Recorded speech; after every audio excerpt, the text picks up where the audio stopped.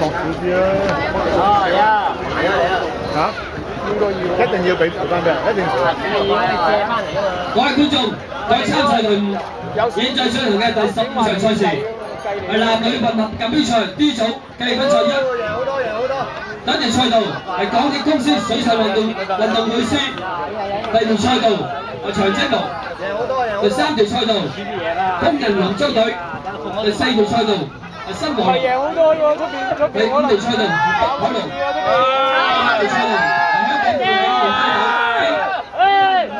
加油！加油！加油！